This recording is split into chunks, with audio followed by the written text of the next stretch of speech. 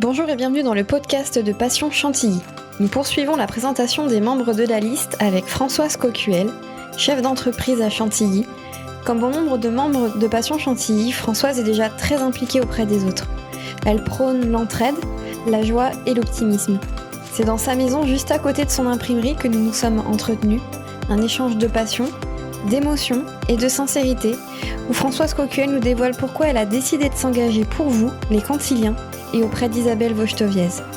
Bonjour Françoise. Bonjour Morgane. Françoise, tu fais partie des 18 femmes qui s'engagent auprès d'Isabelle Vauchetoviez. Tu as un parcours impressionnant, engagé.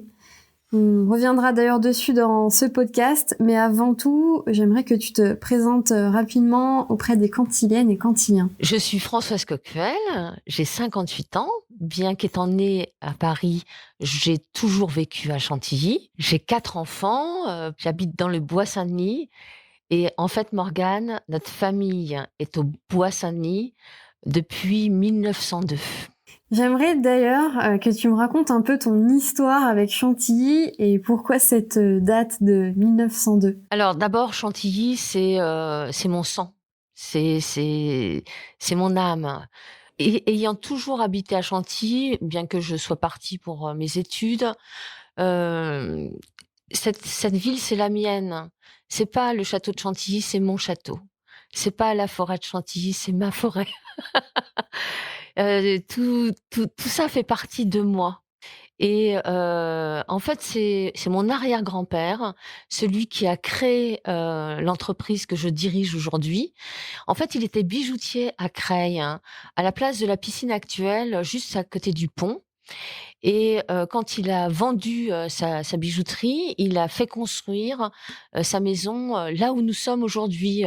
Il a acheté un bout de forêt qui faisait quelques milliers de mètres carrés et il a construit sa maison à cet endroit-là. Et c'est ensuite que mes parents ont construit le bâtiment qui accueille l'entreprise, puisqu'au début, l'entreprise était dans la cave de la maison quand je suis née. L'entreprise, qui était très artisanale, aujourd'hui, c'est plus une petite entreprise que de l'artisanat, elle était dans la cave de la maison. Et justement, aujourd'hui, tu es chef d'entreprise et j'aimerais savoir comment tu vis Chantilly en tant que chef d'entreprise. Alors, la première chose qui me vient à l'idée, c'est que il y a très peu de mots qui sont connus au niveau international. Et Chantilly, où qu'on aille, partout dans le monde, c'est un nom qui est connu.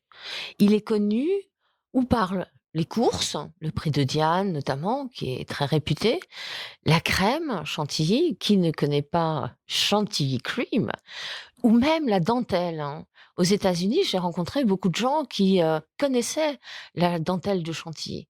Donc, quand son entreprise est implantée à Chantilly et qu'on travaille au niveau national, ce qui est notre cas, et un peu au niveau international, ça donne tout de suite une image de proximité. Chantilly, on sait où c'est, et donc c'est vraiment une opportunité. Et économiquement, c'est également très intéressant parce qu'on est proche de Paris et proche d'un aéroport. Moi qui envoie mes étiquettes, puisque la spécialité de Grille, hein, mon entreprise, c'est d'être imprimeur et fabricant d'étiquettes. Et on envoie, cette semaine, on a envoyé une palette en Inde, à Mumbai, et une palette en Chine. Donc, en fait, le fait d'être à côté de Roissy, c'est très facile. Je vois que tu as bien résumé tous les arguments finalement qui font de Chantilly une ville de préférence aussi quand on est chef d'entreprise, quand on est dans le département ou même peut-être à Paris qu'on peut se poser des questions et pourquoi pas aller plus dans des départements juste à côté.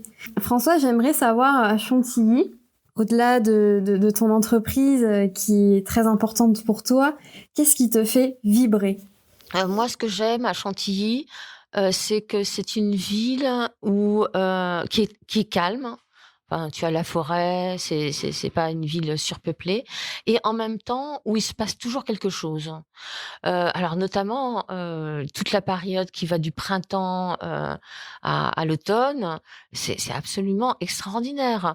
Moi, j'invite régulièrement, des amis parce qu'il y a des expositions, parce qu'il y a des animations, et ça, c'est quand même assez, fantastique, hein. Le fait qu'on soit, dans la nature et tout en étant à une demi heure en train, quand ça veut bien marcher, de Paris, c'est quand même, une chance absolument extraordinaire. François, je vais revenir sur ton activité entrepreneuriale parce qu'elle t'a aussi amené à aider les autres. Et on oublie parfois qu'être entrepreneur ou chef d'entreprise, ce n'est pas que penser à soi, c'est aussi penser aux autres. Et j'aimerais que tu reviennes sur ça. Alors, d'abord, c'est curieux parce qu'en fait, je me suis toujours très jeune engagée pour les autres. Je pense qu'il y a quelque chose pour moi qui est essentiel, c'est de me sentir utile, en dehors de, ma vie professionnelle ou familiale.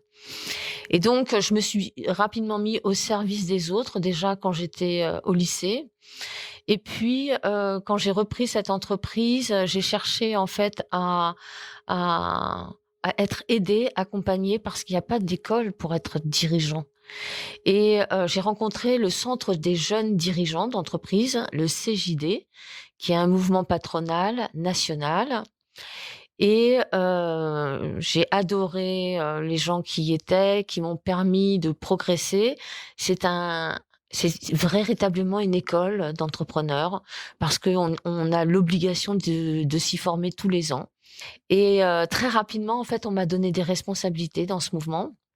Donc je suis devenue responsable, de l'association locale, de l'Oise, et puis ensuite j'ai été, comme je suis, très dynamique et que j'ai une capacité de travail, assez importante, et bien j'ai été appelée au niveau national à rentrer dans le conseil d'administration, et puis, 2 ans après, j'ai été élue. Et je crois que tout cet engagement pour les autres t'a aussi valu une très belle récompense. Oui, parce qu'en fait, si tu veux, cette responsabilité m'a donné de la visibilité au niveau national et j'ai été appelée à remplir d'autres missions. Notamment, j'ai été très engagée, dans, la diversité, l'ouverture pour les entreprises sur la diversité. J'ai fait énormément de choses et tout cet engagement, bénévole, m'a valu, d'être, on m'a remis, je suis décorée de l'ordre du mérite et de la Légion d'honneur, comme chevalier de la Légion d'honneur et chevalier dans l'ordre du mérite. Qu'est-ce qui t'a donné envie de t'engager du coup aux côtés d'Isabelle Vauchetoviez et de donner de ton temps pour ta ville? Alors, il y a quelque chose qui est singulier, ce qui nous rassemble, c'est d'abord d'être des femmes. Et moi, j'ai été une femme qui a eu du pouvoir et je sais que c'est un peu plus compliqué que pour les hommes. Donc, dès que, Isabelle a été élue maire par le conseil municipal, je l'ai vue plus régulièrement parce que je savais, pour l'avoir vécu par ailleurs dans d'autres contextes, qu'elle allait vivre des choses, qui sont, particuliers au fait qu'on soit femme de pouvoir. Et je lui ai dit: «Franchement Isabelle, moi, ça me tient à cœur d'avoir le premier magistrat qui soit une femme et je vais t'aider, je vais te soutenir et je suis prête à m'engager auprès de toi».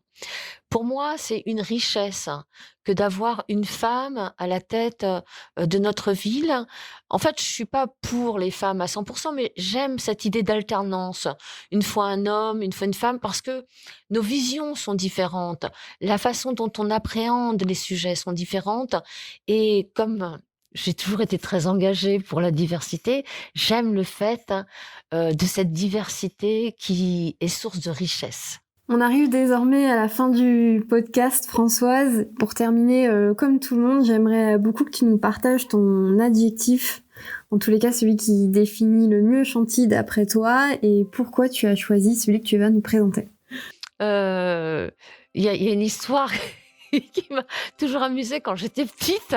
Il y avait un diamant rose dans le château et ce diamant rose a été volé et on l'a retrouvé par hasard dans une pomme. Et qu'est-ce que c'est un diamant? C'est un joyau. Et notre ville, c'est ça. C'est quelque chose de précieux, de beau, de magnifique, qu'il nous faut savoir mettre en valeur et conserver. Je te remercie beaucoup, Françoise, pour cet échange avec toi. Merci Morgane. Je vous donne désormais rendez-vous dans les prochains jours pour découvrir une nouvelle personnalité de Passion Chantilly. À bientôt.